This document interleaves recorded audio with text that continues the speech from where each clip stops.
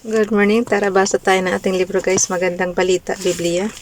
08 February 2025. Nandito tayo sa Aklat ng Pahayag chapter 17, ang Reyna ng Kahalayan. Pakisabayan ako ng basa ng pare-pareho tayo dito matuto sa salita ng Diyos at sa history na rin ni Jesus. Ang Reyna ng Kahalayan, Pahayag chapter 17 verse 1. Pagkatapos ang isa sa 7 anghel na may dalang 7 mangkok ay lumapit sa akin at sinabi niya, "Halika, ipapakita ko sa iyo kung paano paparusahan ang reyna ng kahalayan na nakaupo sa ibabaw ng maraming ilog." Verse 2. Ang mga hari sa lupa ay nakiapid sa babaeng ito at ang lahat ng tao sa sanlibutan ay nilasing niya sa alak ng kanyang kahalayan. Verse 3. Noon ay nasa ilalim ako ng kapangyarihan ng Espiritu at inihatid ako ng anghel sa dakong ilang. Nakita ko roon ang isang babaeng nakasakay sa isang pulang halimaw. Ang halimaw ay may 7 ulo at 10 sungay. Nakasulat sa buong katawan nito ang lahat ng paglapastangan sa Diyos. Verse 4. Ang damit ng babae ay kulay ube at pula. Ang kanyang mga alahas ay ginto, mahalagang bato at perlas. Hawak niya ang isang gintong kopa na puno ng kanyang kasumpa-sumpang mga gawa at kahiya-hiyang kahalayan. Verse 5. Nakasulat sa kanyang noo ang isang pangalang may lihim na kahulugan, ang tanyag na Babilonia, ang ina ng mga nangangalo niya at ng lahat ng kahalayan sa lupa. Verse 6. At nakita ko ang babaeng ito'y lasing sa dugo ng mga hinirang at ng mga martir, ang mga pinatay dahil kay Jesus. Nanggilalas ako nang makita ko siya. Verse 7. Bakit ka nanggilalas? Tanong sa akin ng anghel. Sasabihin ko sa iyo ang kahulugan ng babae at ng sinasakyan niyang halimaw na may 7 ulo at 10 sungay. Verse 8. Ang halimaw na nakita mo ay buhay noong una, ngunit patay na ngayon. Muli itong lilitaw buhat sa banging napakalalim at tuluyang mapapahamak ang mga taong nabubuhay sa lupa na ang pangalan ay hindi nakasulat sa aklat ng buhay. Mula pa nang likhain ang sanlibutan ay magugulat kapag nakita nila ang halimaw sapagkat pinatay na siya ngunit muling lilitaw. Verse 9. Kailangan dito ang pangunawa at karunungan. Ang 7 ulo ay ang 7 bundok na inuupuan ng babae. Inilalarawan din nito ang 7 hari. Verse 10. Bumagsak na ang 5 sa kanila, naghahari pa ang isa at ang huli ay hindi pa dumarating. Pagdating niya, sandali lamang siyang maghahari. Verse 11. At ang halimaw na buhay noong una ngunit ngayon wala na ay isa sa 7 hari. At siyang magiging ikawalo, siya ay mapapahamak. Verse 12. Ang 10 sungay na nakita mo ay 10 hari. Ay 10 haring hindi pa naghahari ngunit mamamahala silang kasama ng halimaw sa loob ng 1 oras. Verse 13.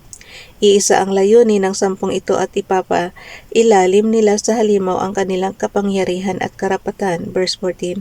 Makikidigma sila laban sa kordero ngunit sila'y matatalo nito. Sapagkat ito ang Panginoon ng mga Panginoon at Hari ng mga hari, kasama niya sa tagumpay ang kanyang mga tinawag, pinili at tapat na tagasunod. Verse 50. Sinabi rin sa akin ng anghel, ang nakita mong mga ilog na kinauupuan ng babae ay ang mga lahi, mga bansa at mga wika. Verse 16. Ang 10 sungay na nakita mo at ang halimaw ay mapupuot sa reyna ng kahalayan. Aagawin nila ang lahat ng ari-arian nito at iiwanan siyang hubad. Kakainin nila ang kanyang laman at susunugin ang matitira. Verse 17. Niloob ng Diyos na sila'y magkaisa at ipailalim nila sa halimaw ang kanilang karapatan at kapangyarihan hanggang sa maganap ang mga salita ng Diyos. Verse 18. Ang babaeng nakita mo ay ang tanyag na lungsod na sinusunod ng mga hari sa lupa. Ang pagbagsak ng Babilonia. Pahayag chapter 18 verse 1. Pagkatapos nito, nakita kong bumababa mula sa langit ang isang anghel na may malaking kapangyarihan. Nagliwanag ang buong daigdig dahil sa kanyang kaluwalhatian. Verse 2. Obos lakas. Siyang sumigaw, bumagsak na ang makapangyarihang Babilonia. Ngayon ay tahanan na lamang siya ng mga demonyo, bilangguan ng masasamang espiritu, ng maruruming ibon at ng marurumi at kasuklam-suklam na mga hayop. Verse 3. Sapagkat pinainom niya ng alak ng kanyang kahalayan ang lahat ng bansa, nakiapid sa kanya ang mga hari sa lupa at ang mga mangangalakal sa buong daigdig ay yumaman sa kanyang mahalay na pamumuhay. Verse 4, narinig ko mula sa langit ang isa pang tinig na nagsasabi, "Umalis ka sa Babylonia, bayan ko, huwag kang makibahagi sa kanyang mga kasalanan, upang hindi ka maparusahang kasama niya." Pahayag chapter 18 verse 5, sapagkat abot na hanggang langit ang mga kasalanan niya, at hindi nalilimutan ng Diyos ang kanyang kasamaan. Verse 6, gawin ninyo sa kanya ang ginawa niya sa inyo, gumanti kayo na higit pa sa kanyang ginawa, punuin ninyo ang kanyang kupa ng inuming higit na mapait kaysa inihanda niya sa inyo. Pahayag chapter 18 verse 7. Kung paano siya naman nagmataas at nagpasasa sa kalayawan, palasapin ninyo siya ng ganoon ding pahirap at kapighatian, sapagkat lagi niyang sinasabi, "Rina akong tinatanghal, hindi ako byuda, hindi ako daranas ng kasawian kailanman." Verse 8. Dahil dito, sabay-sabay na daragsa sa kanya ang mga salot sa loob ng isang araw. Sakit, dalamhati at tagutom, at tutupukin siya ng apoy, sapagkat makapangyarihan ang Panginoong Diyos na humahatol sa kanya. Verse 9, tatangis at iiyak ang mga haring nakikiapid sa kanya. At nagpasasa sa kalayawan sa piling niya habang tinatanaw nila ang usok ng nasusunog na lungsod. Verse 10, tatayo lang sila sa malayo sapagkat takot silang madamay sa dinaranas niyang parusa. Sasabihin nila, kalagim-lagim ang dakilang Babylonia, ang matatag na lungsod, sa loob lamang ng isang oras ay naganap ang parusa sa dakila at makapangyarihang lungsod ng Babylonia. Verse 11, dahil sa kanya'y tatangis din at magdalamhati ang mga mangangalakal sa daigdig, sapagkat wala nang bibili ng kanilang paninda. Verse 12, wala nang bibili ng kanilang mga ginto, pilak, alahas at perlas, mga linin, sidat, tilang kulay obi at pula, lahat ng ori ng mabangong kahoy, mga kagamitang yari sa pangil ng elepante, mamahaling kahoy, tanso, bakal at marmol. Verse 13, wala nang bibili ng kanilang cinnamon at mga pampaalsa, kamanyang mira at insinso, alak at langis, harina at trigo, mga baka at tupa, mga kabayo at karwahe, mga alipin at patibuhay ng tao.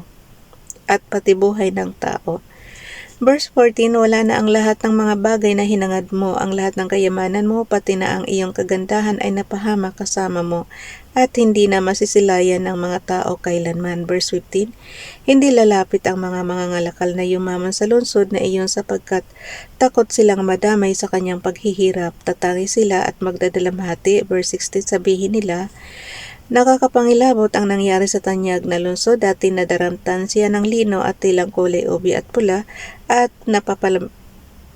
napapalamutian ng mga alahas, ginto at perlas. Verse 17, sa loob lamang ng isang oras ay naglahong lahat iyon. Mula sa malayo ay tumanaw ang mga kapitan, mga pasahero at mga tripulante ng mga sasakyang pandagat, at lahat ng nabubuhay sa pagdaragat.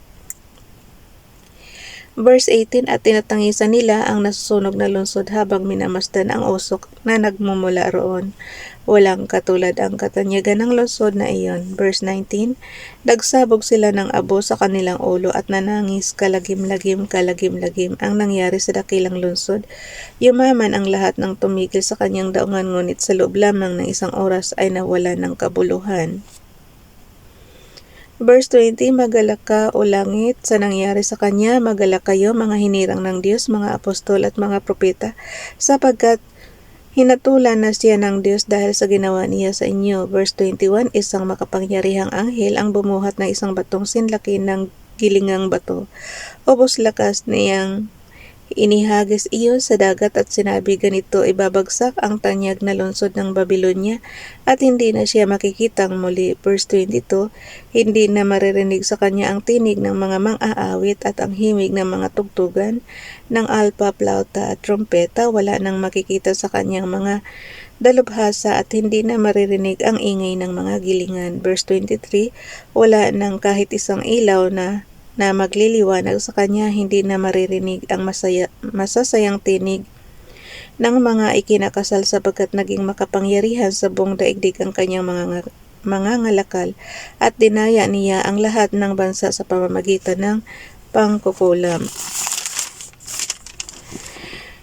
Verse 24, pinarusahan siya sapagkat pinadanak niya ang dugo ng mga propeta, mga hinirang at ng lahat ng pinatay sa sanlibutan. Bukas na itong chapter 19 guys. Bye everyone. God bless.